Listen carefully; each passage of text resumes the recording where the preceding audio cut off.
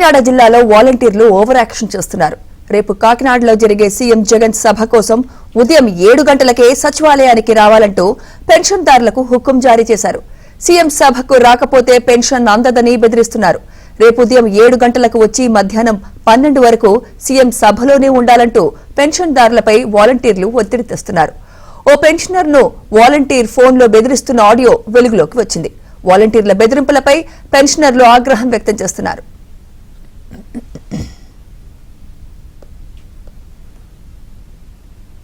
Right, ఇదే అంశంపై మరింత సమాచారం మా ప్రతినిధి అప్పారావు అందిస్తారు. అప్పారావు,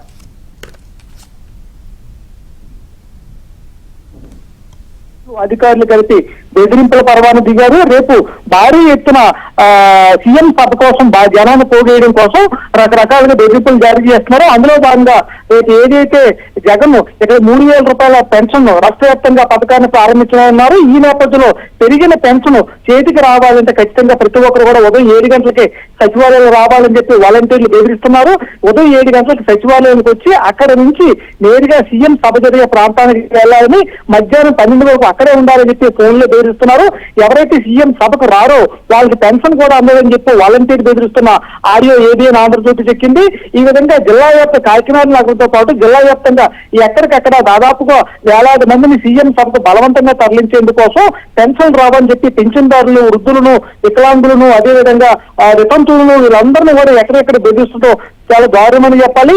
అదే కాకుండా ఇప్పటికీ సీఎం సభ కోసం కాకినాడ నగరంలో పలు చోట్ల చెట్లను ఎక్కడికొక్కడ అడ్డగోలుగా నరికేశారు. నగర సుందరీకరణ కోసం లక్షలు ఖర్చు పెట్టి ఏర్పాటు చేసిన మొక్కలను కూడా ఎక్కడికెక్కడ అధికారులు నరికే విమర్శలు దారితీస్తుంది.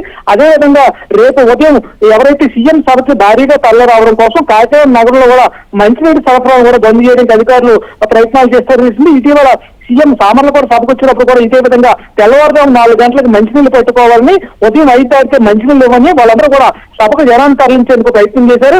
అయితే సీఎం సభకి ప్రారంభమైనప్పటికీ కూడా జనం వేలాదిగా తరలిపోయారు. ఈ గుణపాఠం నుంచి అధికారులు గుణపాఠం నేలకుండా మళ్ళీ ఇప్పుడు కాకినాడలో జరగబోయే సీఎం సభ కోసం కాకినాడ సిటీ ఎమ్మెల్యే ద్వారంపూడి చంద్రశేఖర్ రెడ్డి భారీ సమీకరణ చేయాలని చెప్పి ఇప్పటికీ అధికారులకు ఒత్తిడి తెచ్చారు. అందులో భాగంగా జిల్లా వ్యాప్తంగా వందలాది బస్సులను సిద్ధం చేసి జనాన్ని భారీగా తరలిస్తున్నారు. అయితే అందులో భాగంగా వాలంటీర్లు కూడా బెదిరించే తంత్రంగా మారింది.